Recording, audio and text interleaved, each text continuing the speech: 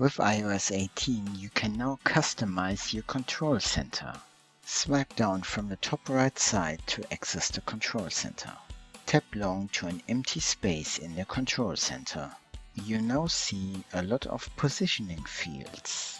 The new Add a Control button appears at the bottom. Press the Add a Control button. Now a huge list of new controls appears. Select your favorite control with a tab on it. You can now move your new control to your preferred positioning field. Some controls can be extended to several positioning fields to show more information. Do a quick tap on an empty field on the screen to exit the customization mode.